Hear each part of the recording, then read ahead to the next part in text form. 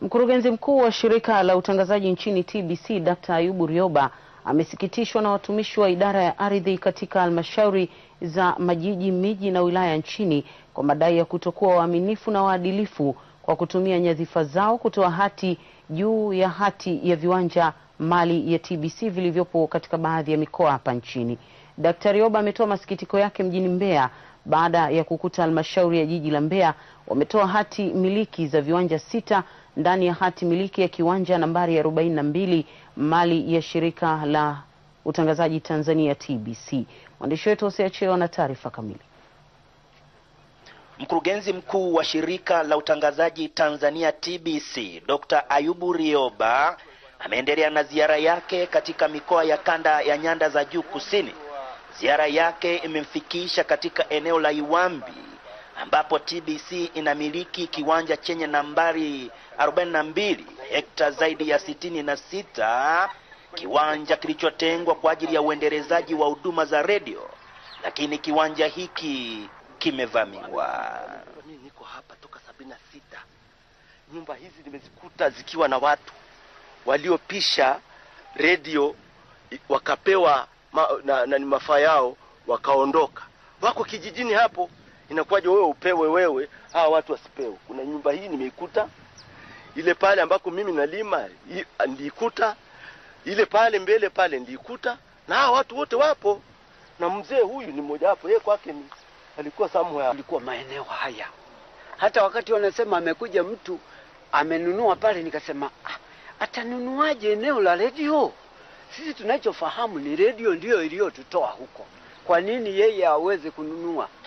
Kutokana na ukweli ambao umethibitishwa na wazee hawa kuwa viwanja 6 vilivyogawiwa kwa watu wasiojulikana ni kukosekana kwa uadilifu kutoka miongoni mwa baadhi ya watumishi wa idara ya ardhi wa halmashauri ya jiji la Mbeya. Kwanza ni vizuri tuweke haya mambo sawa sawa.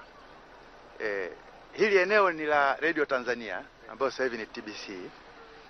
Kwa miaka yote inajulikana hivyo, na mipaka iko wazi, inajulikana kabisa.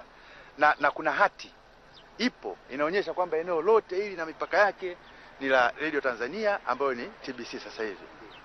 Sasa kuja kuambiwa kwamba kuna watu wamekuja wakauziwa vipande vya eneo hili ambalo tuna hati nalo, huo ni ujasiri wa kifisadi wa hali ya juu. Na mimi naamini walionunua eneo hili na waliowauzia wote ni uhalifu. Wote ni uhalifu. Na sidhani kama serikali itavumilia, serikali hii ya awamu ya 5, sidhani kama inaweza kuvumilia uhalifu wa aina hii. Kwamba eneo la umma kwa ajili ya mali ya Watanzania wote, redio hii, baba wa taifa alitenga eneo kubwa akijua umuhimu wake.